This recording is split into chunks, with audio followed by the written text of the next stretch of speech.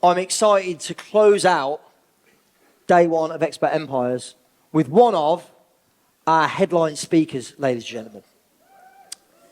This lady is, quite frankly, a broadcasting legend. She's the creator of the Happy Place podcast, best-selling author of more books than I've ever read, and, fun fact, was born right here at Wembley. So it's a bit of a homecoming. Ladies and gentlemen, please give a warm Expert Empires welcome for the amazing Fearne Cotton.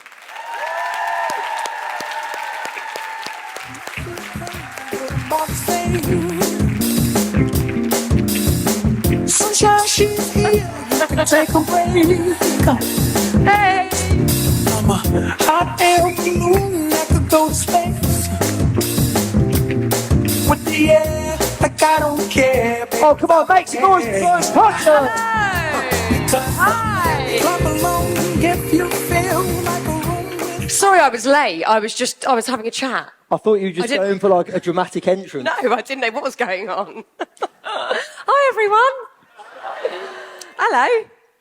So, if you've not been to Expert Empires before, this is how it works. I'm basically like a really selfish host. So I invite the speakers that I want to interview and pick their brains and ask all my questions. But after I've done that bit, I'm then going to throw it over to you. So get your questions ready. This is a once-in-a-lifetime opportunity for you to ask Fearne questions and pick her brains. So the first question I really want to ask you, because I've been doing events a long time, and we do pretty well. We've got, 500 plus people here at this event. You get between 6,000 and 7,000 people to come to your Happy Place festivals. That is serious. And I know how hard the events business is. So, tell me, what inspired you to start the festival, and how do you get 6,000, 7,000 people each time to come? Yeah, I mean, well, it's massively impressive what you've done here today, and I know you've done many times before. And yeah, the event space, I think, is a real challenge, and it's been a real learning curve for me personally, because obviously I had sort of years and years of this sort of traditional broadcasting career, and now a lot of my work sits in the business sector and trying to grow what we're doing with Happy Place. And the live event space felt like a brilliant way to bring to life everything we're doing with Happy Place. So a lot of people still might know it first and foremost as the podcast, and that will probably always be the backbone of what we're trying to do. But we've also got to go out and meet people and reach people and give people different experiences and opportunities they might not normally think to partake in. So that is our way of just celebrating everything that we're trying to do, bringing people together. I think the sense of community is really important. I think that's why events like this are really good. We can all watch a video on YouTube or look at a Zoom, conference or something going on we're interested in, but nothing beats being in a space with other people that are interested in the same things as you. So we're really trying to do that with the festival. And I don't know how we get that many people there. I mean, we've been building it for the last 5 years alongside the brand. And it is continuous work to make sure that we keep the standard high of who we've got doing talks there, what the offerings are in terms of classes you get to partake in, like yoga or meditation, or we do some wacky stuff now like laughing yoga and all sorts of brilliant things. And we just need to be ahead of the curve, I think, with wellness. I sometimes feel a bit uncomfortable being in the wellness bracket, because I think sometimes it's delivered in a really helpful way and other times not so much. And I want to be on the right side of that with what we're doing and ahead of what's going on. I don't want it to be too twee or prescriptive, because I don't think it should be. I want it to be helpful. So it's a lot of work, as you well know, but it's so fulfilling. Like, I'm sure you'll walk away after these 2 days feeling on top of the world that you've done. I think fulfilling is one word I'd use to describe it. Absolutely knackered would be another word I'd use to describe it. But yeah, I know what you say. So you were, I don't know how many years in broadcasting. What was the reason for you starting, if the Happy Place podcast was the beginning, I guess, of this whole new direction for you. What was the inspiration for the Happy Place podcast? Why go from a hugely successful broadcasting career into something that's completely different? Yeah, well, there was definitely like no inspiration at that time, that is for sure. I had been doing traditional broadcasting since I was 15, all sorts of different TV shows and Radio 1 and all sorts of... I'm not really allowed to ask this. What was your favourite TV show? Fingertips, who said that? Oh, great shout. Fingertips was an art show back in the early noughties. If you missed that, it was a classic. Dig It. Oh, someone is as old as me in here. Hello. Celebrity Juice, great fun. Great fun. I feel really bad because I haven't heard of any of them apart from Celebrity Juice. I was like, what a show that was. Thanks, mate. Says a lot about me, probably. Says more about me than it does about you. You were too cool. Top of the Pops was a real experience because I grew up watching it, and also every week you would just meet just the most amazing, relevant musicians of that time, and it felt special and nerve-wracking every time, which was great. So that was brilliant. And it was all good, and I'm so grateful for all of it. But personally, I think I went through, like a lot of people do, just a lot of thinking about life and where I was headed and how, I don't know, a lot of stuff started to not make sense anymore. And I was going through some other sort of stuff personally, and I just totally hit a wall mentally. So I felt absolutely in a black hole, felt terrible, terrible, terrible mentally. And that's not great when you're live on the radio every day, having to be very sunny and entertaining people and bringing levity and humour. It was really, really challenging on many occasions. So I think personally I was just in a very weird place and I was a bit lost, if I'm honest with you. But I still kind of pushed through and carried on doing a certain amount of that kind of work. And then the panic started. This is about maybe 3-4 years after I'd felt very, very low. I started having such regular panic. I'd never had a panic attack before this point. But when they started, it was like every day. Every day I was having panic attacks. And I think... Is this why you were still broadcasting? Yeah. And I think a lot of the time... I think some of that came from this strange experience of knowing I could do the job, because I've been doing it a very long time at that point, and knowing that I was good at it a lot of the time, but then having, obviously when you are either in the public eye or, and this is in any area, or good at what you do or successful in any way, the heavy downside to that is you're absolutely open to criticism immediately. So if you want to be successful, brilliant, you will get criticised. There's no way around that.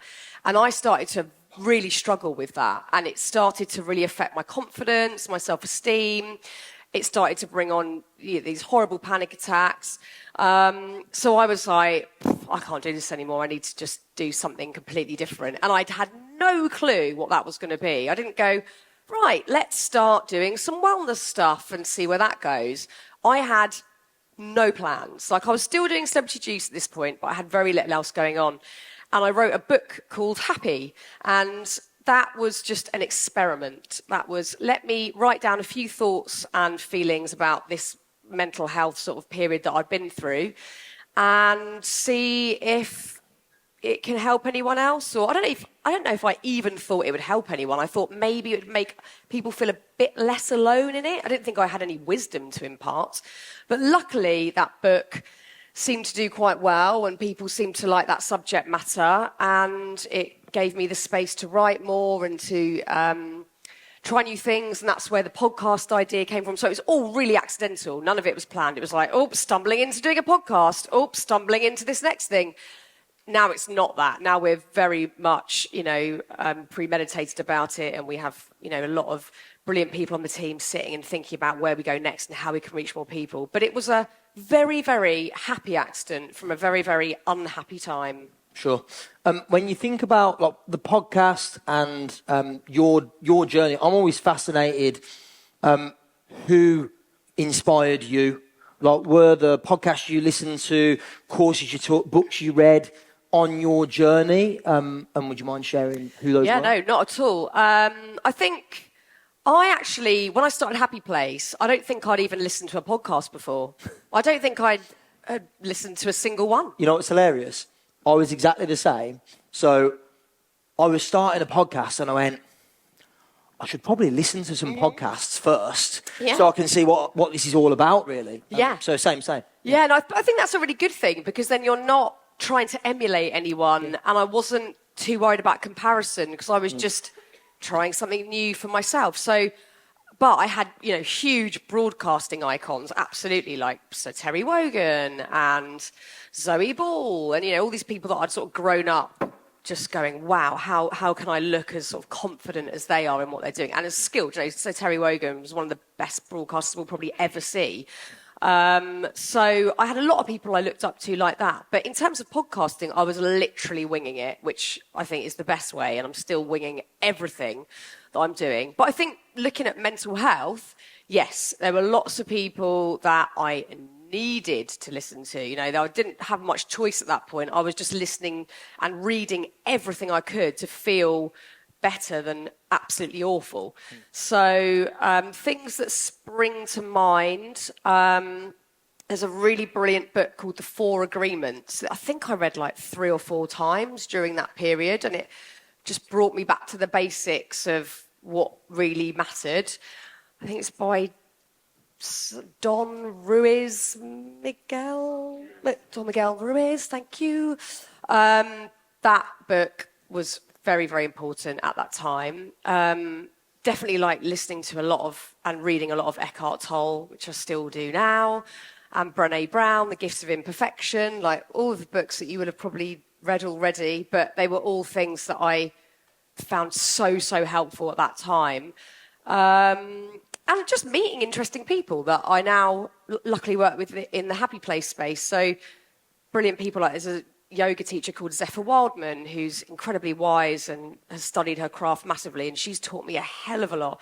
And Donna Lancaster, who's a brilliant, she used to run this amazing sort of, it's not a retreat like where you go and have your nails done and stuff. It was like a deep dive therapy thing for a week called The Bridge.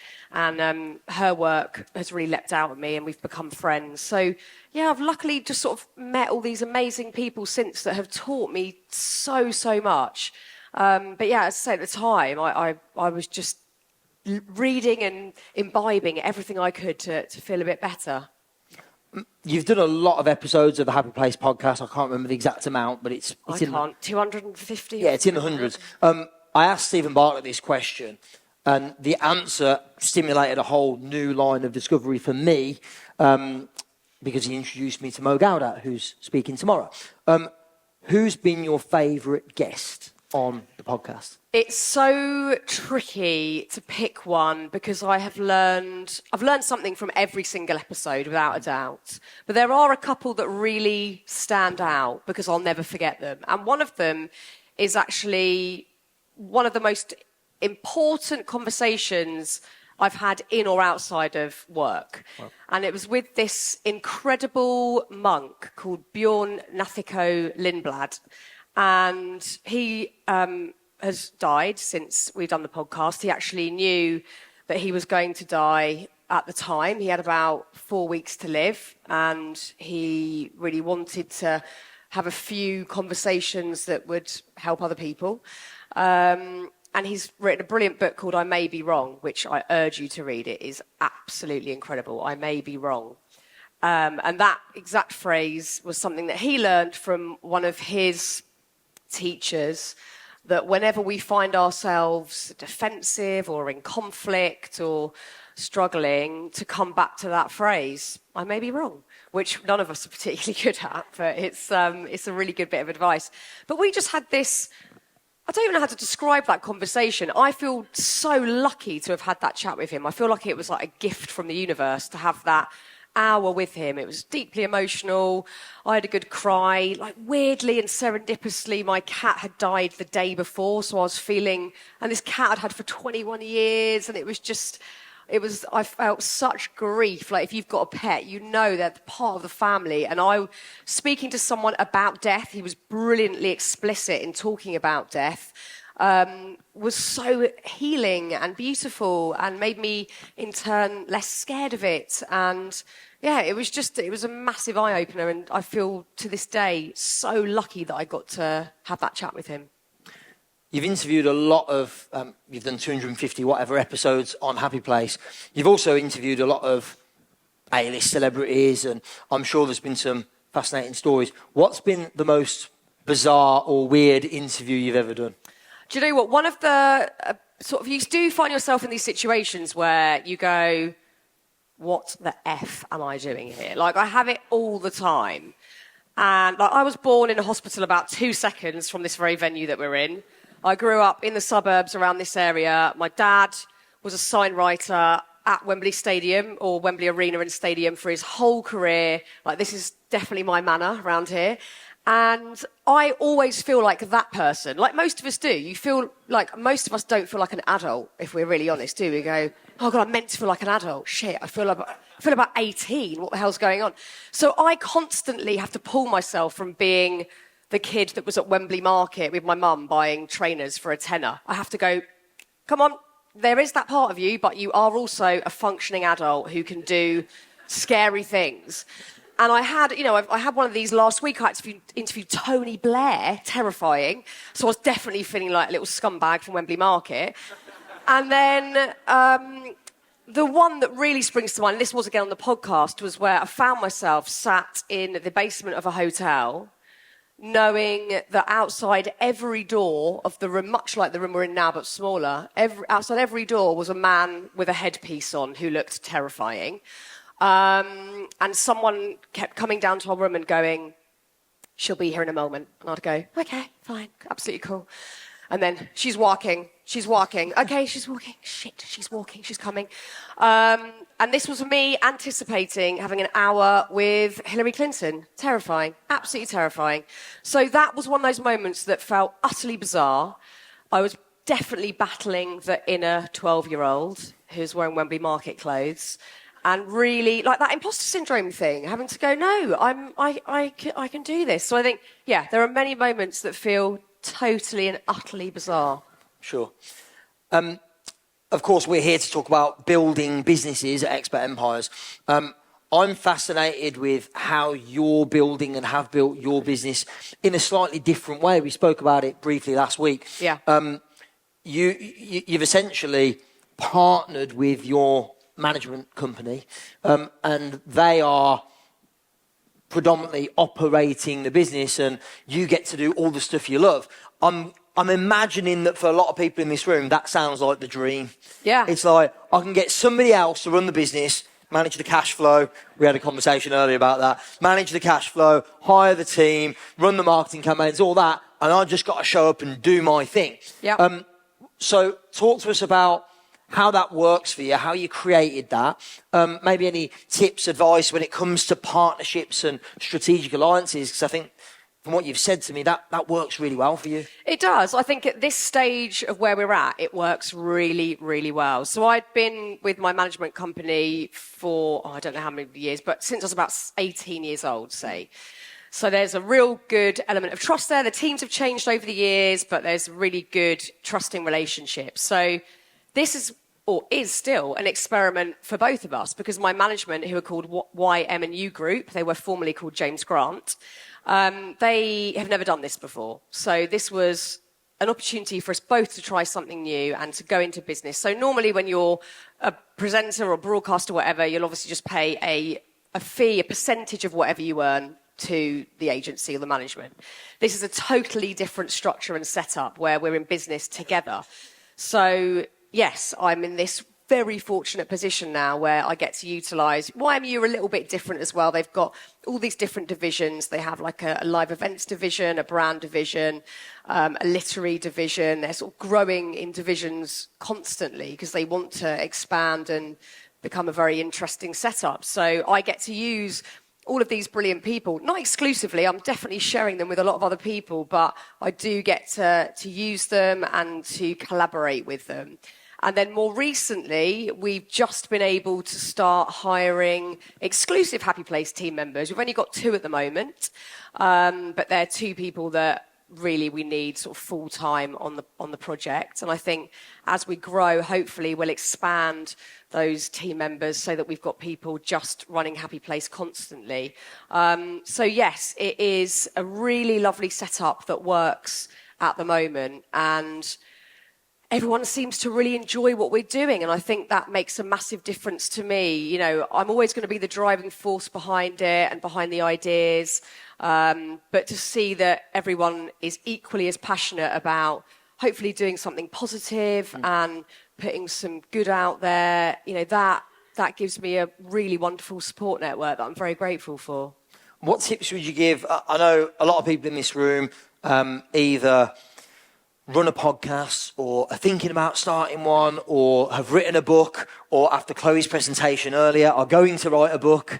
What advice would you give to someone who's looking at building assets like that, books, podcasts, and the brand? Because I think, you know, what you've done really well is you've created everything to sit around this Happy Place brand. What tips or what advice would you give to people that are thinking that way in the room? Yeah, well, you know, obviously I sort of have done it a bit back to front in terms of I had this broadcasting career first where I was able to build up a bit of a platform. And then I was able to start cultivating something totally new. So I'm not even going to give you advice necessarily about what I've done with Happy Place, because I already had a platform. That's an extremely fortunate place to start with, you know, some people that know and like what you do already.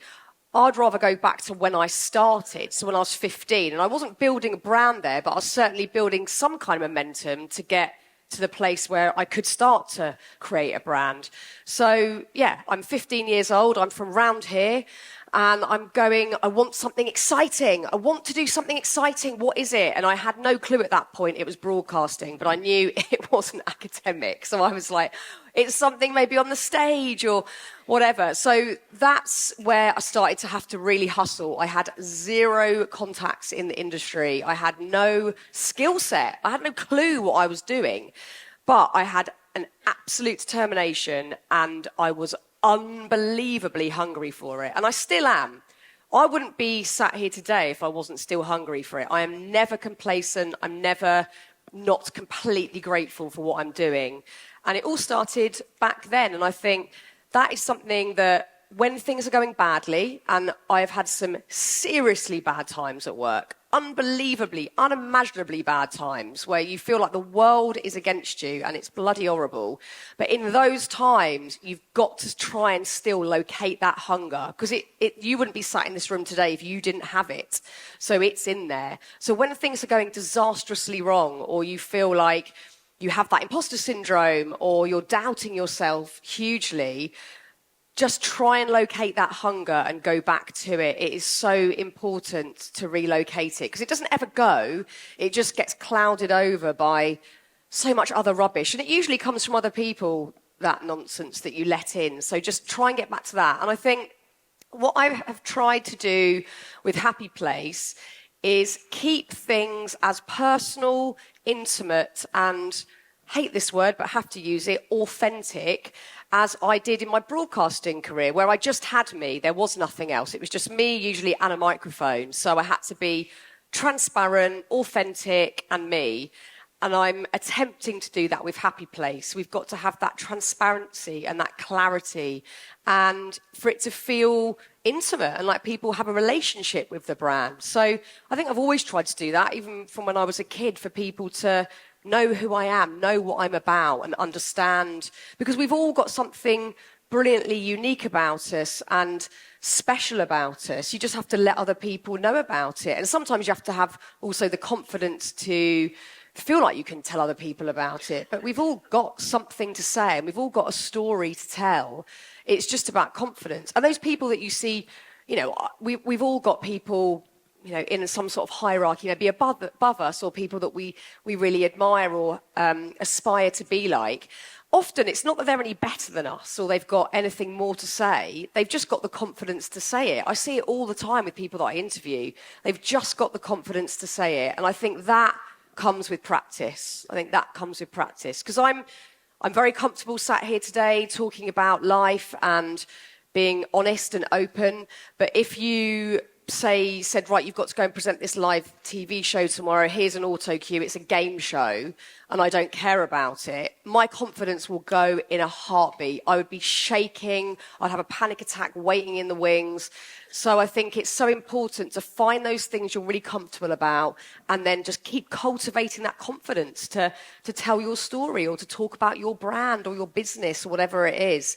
I don't think anyone's born with that confidence. I think we just have to keep practicing it and cultivating it. What do you love most about what you do? It's the opportunity to be extremely curious about people. I am never not curious about individuals. I love talking to people. I love being on my own as well, but I love talking to people. And I love figuring or trying to figure them out. You know, you can never figure anyone out entirely, but that to me is so exciting. And every time I go into a studio to do the podcast, I'm a little bit nervous, I'm buzzing like a child, and I'm eager. I have no clue what I'm going to get. Even if it's someone that I know or I've met a few times before, you never really know what you're going to get. And I think I'll always get a kick out of that. I mean, I've been doing the podcast now for 5 years, and I'm nowhere near being relaxed about it. I'm still totally on my toes. And I think that's also very important because certainly, you know, and I can be honest with you, my new friends, when I was in my Radio 1 career, I did get complacent. I could do it with my eyes closed. I got really complacent, and I don't think that's a great place to be. I think it's so important to feel a little bit on edge about things and to have that nervousness. I think it's a good thing. What's the hardest bit about what you do? What's the bit that you go, for Todd, it's cash flow forecasts. For other people in this room, like when you're running a business, there's always going to be an element of it that doesn't really give you energy, that you don't love to do as much. What's that for you? I mean, this goes back again right to the start of my career, and it's other people's opinions. I've had to deal with that en masse. It's clearly a lesson in this life I've had to learn, but I hate it. I find it deeply unnerving. Even if it's positive, I find it unnerving because, yeah, but I don't know how much of it to take seriously or how much of it should boost me or how much of it should make me feel good. So I see most of it now as just completely benign. But the negative feedback, and I think, obviously things have been amplified because of social media, I struggle with deeply, and I think it's caused me much mental torment and turmoil and has given me all sorts of strange mental health complexities that I might not have had if I wasn't in the public eye. And I think it still massively informs how I go about my business outside of work. I'm constantly worrying about how people might be thinking of me or judging me or what their assumptions are, because people do make assumptions of you when you're in the public eye or you speak publicly or you have a brand that is well known, whatever it might be. And it's often a tiny, tiny percentage of who you really are. So I really struggle with other people's assumptions and en masse commentary. Yeah, I dread it. I think what's really interesting, I don't know what you all think, I think that's probably your key to success as well, though. Why is that? I think there are so many people in what I'm going to call the personal development, self-improvement world, and the front is, I've got it all sorted.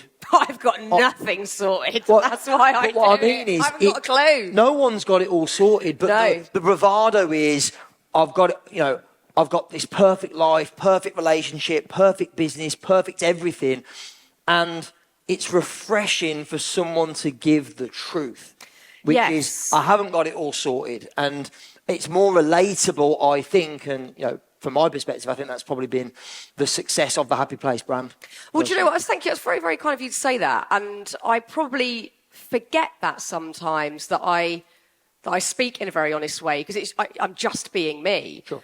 But I guess on a brand level, I do want Happy Place to be the antithesis of that you've just spoken of. And it's what I mentioned earlier, that my slight discomfort with the wellness thing, that it is very like, this is how you can be a better you. And like, F off. No, like a lot of the people I'm talking to, and it's certainly where I was, say, 10 years ago, just want to feel all right. I don't want to be a better them. I just want to feel okay. So I think that is the foundation of what we're doing with the brand. And personally, I don't know anything. That's why, I love coming to do these sorts of talks. I do them all the time. I'm doing 2 on Saturday, in fact. I love doing this sort of thing because I like to bust the myth of fame. It's bullshit. It's not a thing. And also even success of what it is and what it means. And I think wellness gets so warped because people do, you're right, they talk about it in a way where, it's very prescriptive. Or it's very like, if you do this one thing, your life will change. And it's like, no, it won't. No, it won't. Sorry, great book title, but no, it won't. And I think actually what we all need to do is just be saying, do you know what? Some days I feel absolutely brilliant. Other days I really, really struggle to even see other people and see other humans. And that is normal and that is okay. And that we've all got stuff going on behind closed doors. We've all got shit going on.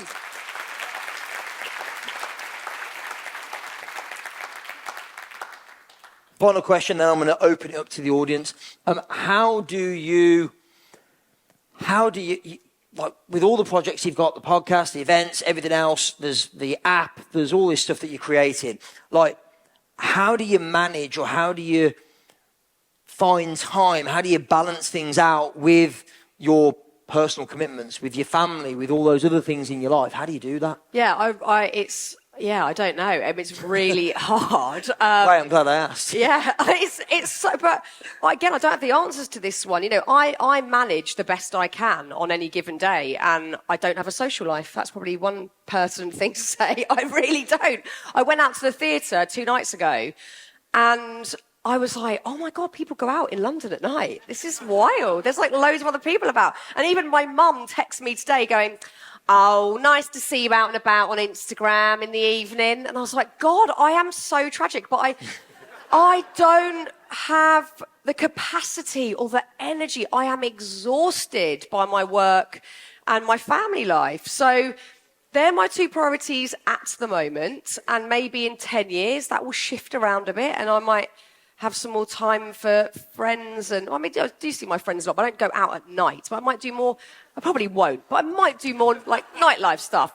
Or like I might do some more like self-care stuff, that kind of thing. But at the moment, I'm absolutely knackered all the time. And I haven't had a lie-in for 11 years. And I don't ever stop thinking about work. So I go to bed feeling slightly discombobulated. And I don't think there is a magic answer. I think if you have a business and you have a family, or just one of the two, it's really hard. And we shouldn't pretend otherwise. And all this stuff like, women can have it all today. No, they can't. You cannot be at work and doing the school run at the same time. You cannot be like nailing a presentation and making the sheep costume for the Christmas play that's next week. No, my friend Ella is doing that for me because she's an angel. You can't do it all. It's impossible. And I think if you think you can do it all, you're going to go mad. And you look at all these people on Instagram who are like, all the kids are wearing matching outfits and everyone's like smiling at each other. And it's just, and then my kids are not doing that. And they are like throwing food on the floor. And my son is telling me to literally shut up at this point. And, it's like, it's hard. It's really hard. It's not easy. And I'm really tired all the time. And that's my answer.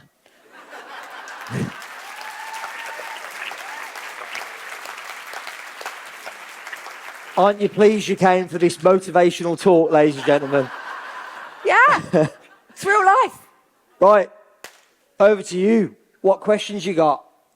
Let's go to Jay. First of all, we get the microphone. Do you know everyone's name? I've got a trick. Right. I only pick the people that I know the names of. But Sorry, it looks really impressive, doesn't it? That's not true, actually. I'll deliberately now pick somebody that I don't know the name of, or I'll pretend I don't know the name, even if I do. Okay. Jay. Fearne, thank you. It's 23 years since I was sectioned under the Mental Health Act as an armed forces veteran with PTSD. And 23 years ago, it was a lot more taboo than it is these days. And although that's moved on, I think we're perhaps on the verge of another mental health pandemic almost with regards to the demand and need for it. What's the future and how do we all manage that as opposed to this imposter syndrome that social media seems to be creating? Yes, well, thank you very much for sharing that, because that is a big thing to say in front of a room of people, so thank you so much.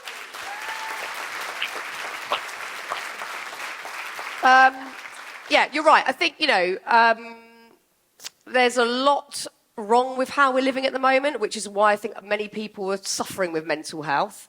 And it's certainly why we're constantly trying to brainstorm with Happy Place, other things we can do that might be able to help a tiny bit. We haven't got big solutions, but we just want to do something nice and good.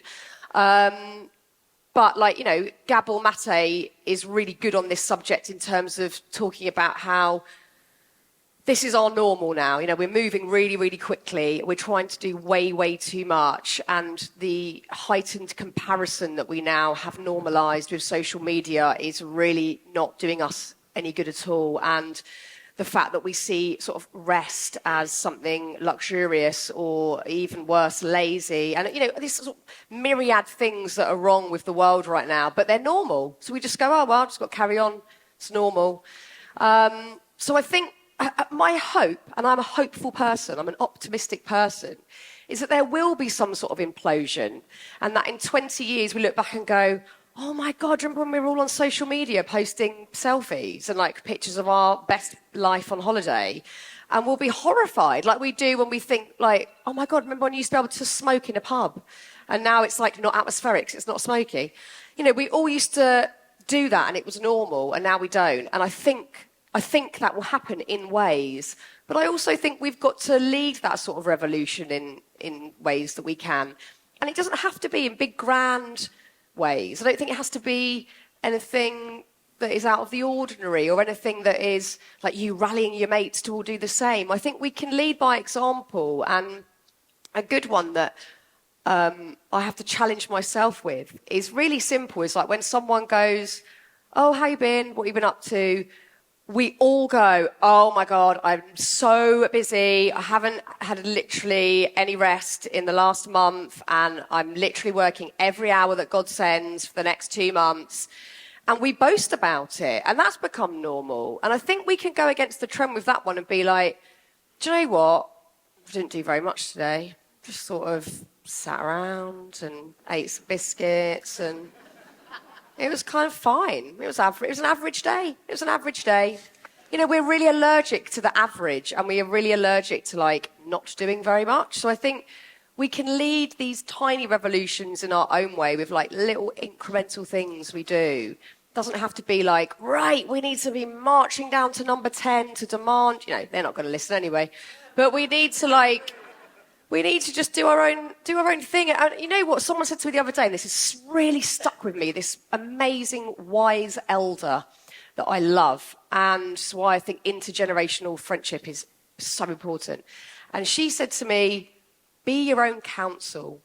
And I was like, yeah, I really need to start doing that. Because so often we go, oh, what's this new top tip on Pinterest? And what's this person just said? And what did my friends say I've got to do? And what are they doing over there? No, what do you want to do? What feels right to you? And I think that comes, certainly for me, it's come with age and I'm getting better at it. But I want to be my own counsel much more often. That doesn't mean I'm not going to reach out to people in times of need, but sometimes I know, I really know, I know what I need to do. I know what's right for me.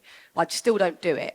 So I think we need to be our own counsel and we can't rely on, there being huge government changes or even cultural changes. We've got to rely on ourselves to make little changes and start small, start local, start with your mates, start with your family, and then we can hopefully see ripple effects everywhere. But yeah, I don't know the true answer to it. They're just some idle ramblings. Thank you. I'm really trying to pick someone that I don't know the name of now. This lady here in what looks like an amazing blouse, yes. What's your name? My name is Hajar Bayaz. Thank you very much for putting all this together. It's my first time in EE, so I'm loving it. My question is, I've started a podcast in February, and it has ranked one of the top 10 in the UK on Chartable. Thank you. It's thanks to the amazing guests I've brought on the podcast. Now, my question is, I don't want to be looked at the person who interviews others only and brings guests to her podcast. I want to be looked at someone who has authority and someone who actually people buy from and listen to her story. So where do you draw the line between, being someone who actually people want to follow you for you, not for only the guests that you bring in your podcast? And I'm going to be a bit cheeky. I sensed this one was coming, by the way. Well, second part of the question is, I would love to host both of you in my podcast. So, thank you. I love it. That is taking an opportunity by the balls. I love it. So I'll answer your question first. And I don't know, because I think I sort of care less about that these days, and that might be. I mean, this is all bespoke stuff here. So when I was doing broadcasting, I'd interview someone for like 2 minutes, and then it would be all down to me, and I found that a deep pressure. Everyone looking at me and wanting to know what's what or know about my private life, and I didn't particularly enjoy that authority, if it could be classed as that. So I liked attracting from myself personally and professionally to learn about other people. And I think I've probably learned the most from doing that, I would say. But I think it goes back to what I said earlier, like, we've all got a story to tell. You've got a brilliant story to tell in you. Just keep telling it. And I don't think we should focus too much on, like, what's the smartest way I can tell my story, or what's the marketing behind that, or whatever. I think it's be you. Be exactly who you are, and be unfiltered in who you are. And that's the only reason people end up being attracted to anyone, is the true qualities of someone. I think everyone's so good at spotting a faker these days. Everyone can just see it and go, nah, I don't believe you, mate. Don't believe you. We've been exposed to so much content that we know when something's real. So I think if you want to move more down that path, just be you and be totally and utterly unapologetically unfiltered. And yeah, I'll have to give you my manager's email address for the second part of that. I've got a comment on this. Your question presupposes that by being an interviewer, you can't build authority. Because, I don't know, Fearne Cotton doesn't have any status or authority whatsoever, does she? And has built that through being a broadcaster, being an interviewer primarily. I'll tell you what's interesting about interviewing. Do you do solo episodes on? No, never. It's all interviews. No, never. So, like, you're thinking that, if I only do interviews, that I'm going to have myself seen as not an authority. That is not true. Yeah. Absolutely. Do you know what true. I think? The good thing about interviewing is it's a skill that you can never stop learning. So I've been doing it, since I was 15, quite frankly, but obviously much more intensely with the podcast the last 5 years. So each time I do it, I hopefully get a bit better. I mean, some days I'm not quite on my A game, but I get better every time. And the job, people listen and think, just having a chat looks easy. I put so much work into every one of those episodes to make it sound easy. And you watch the best interviewers out there, like my favourite interviewer is Kirsty Young. Impeccable. Flawless. She is incredible. She naturally obviously has charisma, and she's naturally extremely smart and inquisitive, but she has honed that skill beyond belief. So if any of you interview people in your sphere of work or do a podcast, you're never going to hit a dead end with that one. You cannot stop learning how to be a good interviewer, and it's a skill that I get such a kick out of learning from. And the best thing you can learn about interviewing people is active listening. Just listening. Properly listening. Because I didn't used to do that. On Radio 1, I'd be going, oh, shit, I've got to play a song in a minute. Move on, come on. What can I say that's funny next? That would be my thought process. Now I am listening to everything and like, oh, wow, I'm going off a whole other tangent here. Where's this taking me? So I think it's, it's a beautiful, beautiful skill to hone and learn. And you can also get a lot of status, authority via association. By interviewing people that have got credibility, authority in a certain field, you kind of piggyback on their credibility, and it actually, I think, can give you more authority faster than just doing it solo. I personally do both, and I really like doing both on our podcast. Great question. Give a round of applause. Let's come to Mart in the front row. He's wearing a name badge. Where have I met you before? VIP Chiswick. Oh, that's all right. Oh, nice to see you again. Well, I've actually brought you a gift. So is that okay? I've got to take this opportunity, haven't I? Oh, thanks, babe. So nice to see you again. I kept looking down thinking, I know him. Why do I know him? We spoke about crystals, so I've put the crystals that we talked about in there for you. You've got the Crystal podcast. Yeah. It's #1 for spirituality in the UK. Sorry to piss on your parade. Oh my God, this is so cool. So I worked for 15 years in the NHS, and I left last year to open Canny Crystals. I now have a #1 podcast. I turn over 30k a month, which was what I was earning in the NHS in a year. And last week, bearing in mind I've only been in business for like 1 year, but last week I was approved as an adopter with my fiancée. Oh, congrats. So I want to know how you built your business around being a parent as well, and what kind of, self-care techniques you use in your day-to-day life, like tapping, meditation, visualization, to kind of overcome that and to ensure that your mental health is priority as well as your children's. Oh, well, I love hearing stories like this, where people have a pivot, love that word, and do something totally different with great success. It's so exciting to hear that. And I think, I speak to lots of different people who feel stuck a lot of the time. And I think being stuck is so often, and obviously some of it can be circumstantial, but often you are stuck because you're choosing to be, and you have chosen to be absolutely unstuck. And I think that's so cool to hear, and all the beautiful things that you're doing, and to adopt and to have a family alongside your business. It's absolutely gorgeous to hear that. So well done. Congratulations. It's beautiful. It's absolutely doable.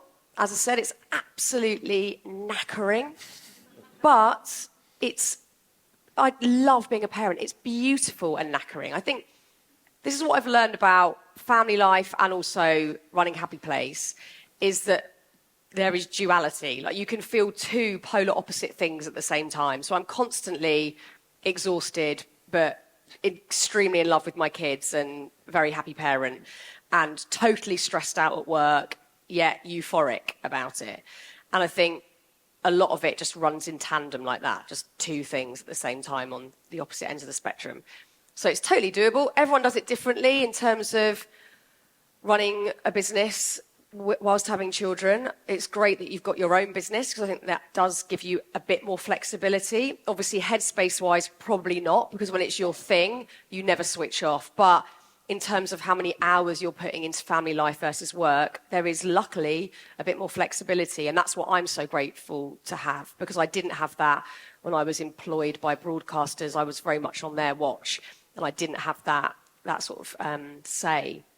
So it's totally doable. And I think how I keep myself just feeling generally balanced, and, it's difficult to say, is it like, I'm in a great space right now, because I am today. I don't know what will be tomorrow, but today I feel really good, I feel really quite calm. I'm really enjoying this chat right now in this moment. And I think I'm able to have many more days like that, because I definitely prioritise moving my body in some way.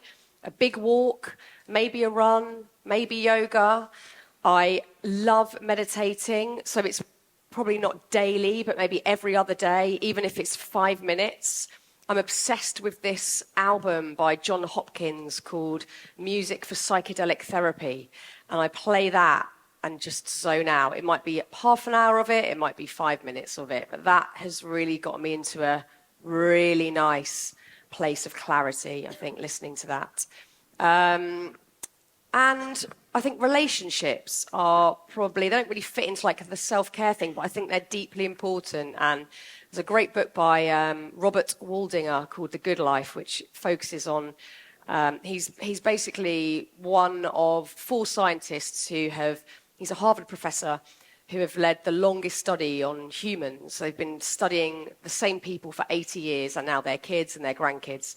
And the number one thing that it comes back to for not only mental happiness and contentment, but physical health is relationships.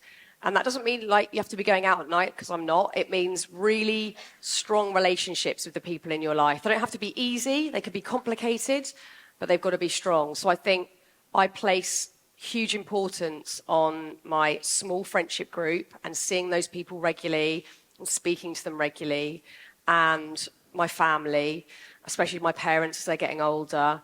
And that, I didn't used to give that a thought back in the day. So that, I think, has been a game-changing one for me, making sure that my relationships are really strong and giving them time and effort as well. Thank you. For my gift. You're very welcome. So kind. Thank you. Let's go 2 doors down. Natasha, you've been waiting a while. Hello, thank Hi. you so much for being here. Boundaries in business is really important. So I was wondering, do you set any boundaries with like your family and friends about sharing like media about you? Because I know that you said that you really care what other people think. So have you set any boundaries with that? Yeah, what's your name, by the way? Sorry. Natasha. Natasha. Yeah, I'm sort of terrible with boundaries in my actual life and good with boundaries at work. And it's something that I'm very aware of and that I need to do more work on. But saying that, in terms of that crossover, yeah, I mean, I don't post pictures of my kids because I want them to make that decision down the line. I mean, my 10-year-old, he's nearly 11, my 10-year-old's constantly like, oh, please, can I be on your Instagram? Like, asking me to. And I'm like, look, I just want you to get to an age where you're really sure that you want this, because you might, in 5 years' time, 10 years' time, want to live anonymously or to do something different to what your ideas are now. So I'm trying to sort of, you know, and for my little one who's 8, she doesn't really understand the concept of social media, so I'm happily keeping her completely away from it. And all my family and friends know that, you know, if we're out and about, don't take pictures and put them on the internet. I don't mind taking pictures of my kids, but just don't put them on Facebook or whatever. What about them like sending you articles? Oh, I've seen you in the media. Oh yeah, I'm not a Stuff fan like of that. that. I'm So not a fan of don't that. do that. Not a fan of that. I've learned that one the hard way. And sometimes it's completely unavoidable. So I remember once, and this was when I was feeling mentally crap, and I was at a wedding, and I was thinking, oh, I'm coping all right with this. I'm sort of around lots of people, and so, you know, it's full on, but I'm dealing all right. And then someone came up to me and said something like, I can't even think what it exactly was about now, but like, oh, I've seen whoever the male are giving you a hard time at the moment. And I just was just like floating out of my body, like, get me out of here, don't want to be here anymore. People say things in an unsolicited way without realising they don't mean to cause you harm. But it's often the first thing they'll say is the last thing they remember about you. They saw you in an article or whatever. I am not a fan. You know, certainly my team know. If there's sort of heavy shit going down, let me know. But if it's something just opinion floating around, I don't want to know and I don't need to know about it. I think it's a difficult line to tread because you do want to be informed as to what feedback is or to what, you know, we might be dealing with a theme at Happy Place and we want to know what the general thoughts are around it. But if I know it's going to be detrimental to and I know what my triggers are, I've got very specific things that I know I'm not going to deal well with, I am absolutely boundaried about that. And I don't want to talk about it, or know about it, hear about it. And most of the time, people respect that. But you know what's interesting? And I'm learning this as I get older, is even if someone wants to send me something hugely triggering, and there are things that could be hugely triggering to send me into a deep spiral or to bring back a bit of panic, I'm starting to realise that that doesn't have to be the worst thing ever. Maybe being triggered is actually what I need to have that exposure to something that I've got shut away in a cupboard over here and to deal with it. So I think we're again getting a bit allergic to like any triggers. No, can't be triggered. It's like, well, maybe I need to look at this stuff that, not all the time, but maybe I need to look at this stuff. So I think even when I'm sent something, say someone sent me an article and it was awful about me, maybe I need to see that to go, I'm going to be my own counsel on this one. Yes, this person can write whatever they want about me, but I know who I am and I need to do a deeper dive into it. So it can maybe counterintuitively be helpful to dive a bit deeper. True. Thank you. Thank you. We're going 2 more. So, Tony, yes. I knew Tony, I knew. Okay. Once met, never forgotten. So you have and continue to inspire lots of people, touch the lives of many people, and in lots of different ways, be it broadcasting, be it the Happy Place movement. But what do you want to be remembered for? What's like the legacy that you want to leave? What a lovely question. I think it's got to be around honesty. Because part of my little ego jumped in when you said that, because I'm thinking on my feet, which I like. Like, I want to be remembered, for being kind. And I was like, wait a minute, do I? I don't know about that. Because isn't that just fitting into what, like, other people need me to be? And sometimes, actually, the best thing to do is what feels right to me. And that might not be pleasant for somebody else. I don't want to cause anyone harm, but I think especially for women, there's this whole like a good girl thing. We've got to do the right thing and you've got to be a good girl and you've got to make sure that everyone's okay and that you're looking after everyone. And I think many of us are feeling like, yeah, I don't want to do that. I don't want to do that. I'm going to say no to that because I don't have the capacity for it and I don't want to do that. And actually what you've just said to me is really offensive, so don't say that. And we want to like say what we want to say. But I think when I say honesty, it's about, I want to connect with people honestly. I don't want to just say things for the sake of it. I don't want to say things that are just there to get attention, or I want to connect with people, and that bit of that's listening and a bit of that's me being honest. I think when I was doing traditional broadcasting, I couldn't really connect with anyone properly because I'd bump into someone in the street and they'd go, I like your dress on top of the pops. Oh, thanks, lovely, all very nice. But there was no deep connection because no one knew what was going on in my brain. I was just reading an auto cue. Whereas now, I feel like I'm able to have a conversation where we can meet as humans, like we can meet like our pain can meet, and that's always quite nice. We think we connect through like the fun stuff or joy. We usually connect through pain, like our pain, our shared pain in something. We don't have to dwell in the pain and only connect through the pain. But I think that's where we can start to get to know each other really well, where, like when I first started talking about panic attacks, I'd say 4 people in my life that I knew very well called me and went, I didn't know you're having panic attacks. I've been having panic attacks for years. And we'd never gone there. And it was a whole other layer of connecting with people. So I think I'd like to be remembered, if I am remembered at all, by being honest. And if I'm not remembered, that's also fine. There's no chance of that. I don't feel we've given this side of the room much love, and there's a lady with both hands in the air waving. So this is going to be the last question. So thank you, everyone. Make it a good one. Where am I going? Oh, is it? Oops, sorry, can I squeeze through? Oh, thank you. Okay. Thank you. What's your name? Beth. Beth, you've got lovely hair, Beth. Thank you, darling. Other people know me as Elsa because I dress up for a living. For kids' parties, not adult. Let's make that clear. Let's make that real clear, guys. Do not go to her for business. Okay, it's kids' parties. I was the lady before, by the way, that screamed dig it at you, just so you know. So when you were saying someone else who in the room is equally as old, that was me. Yay!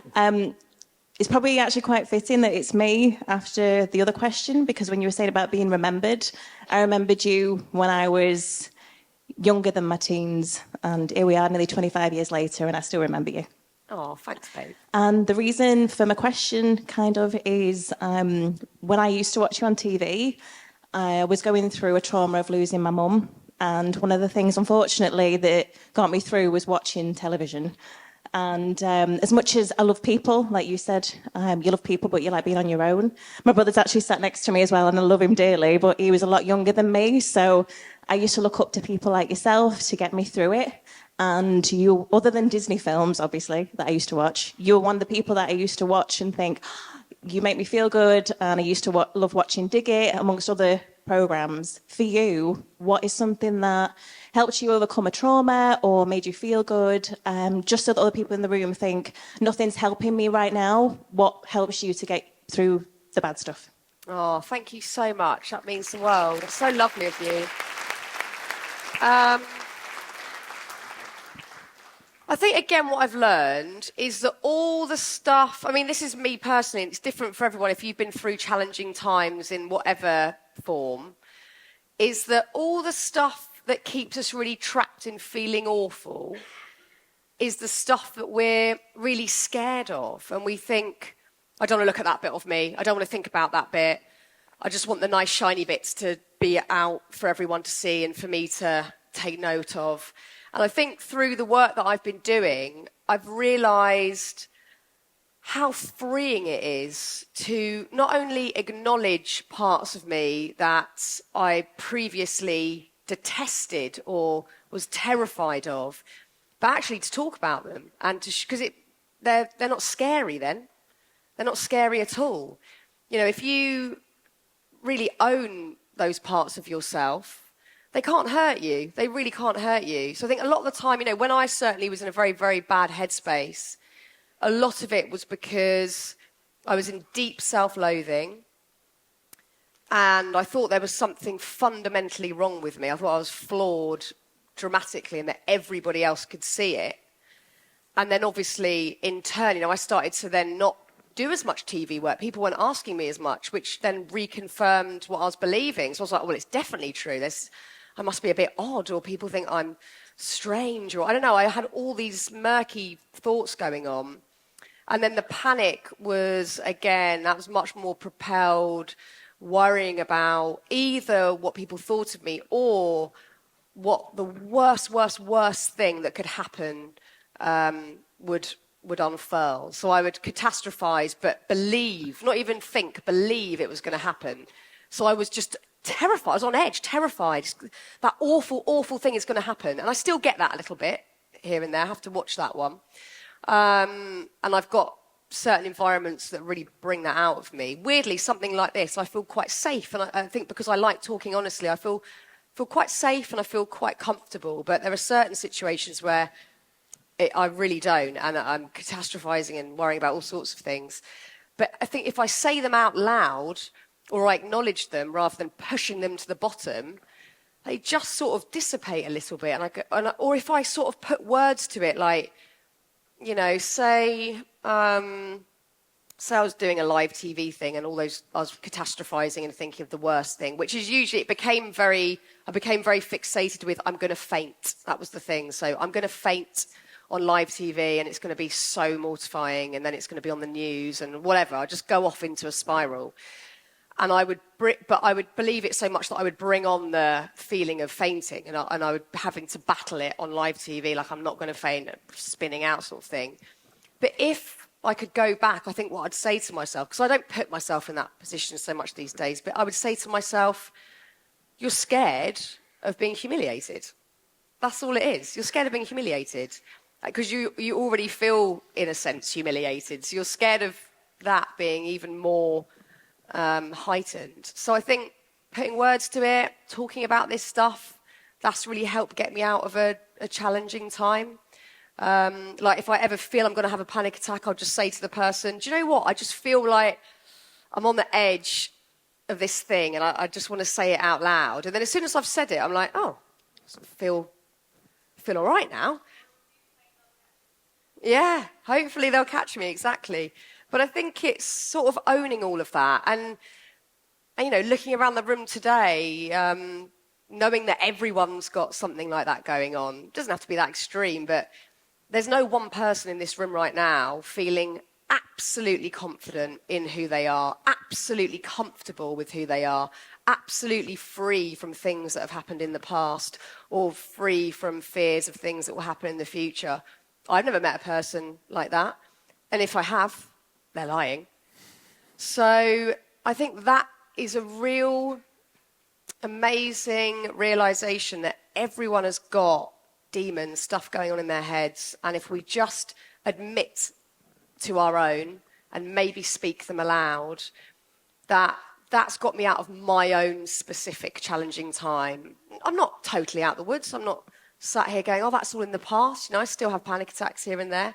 But I'm not where I was 10 years ago, and that feels really good.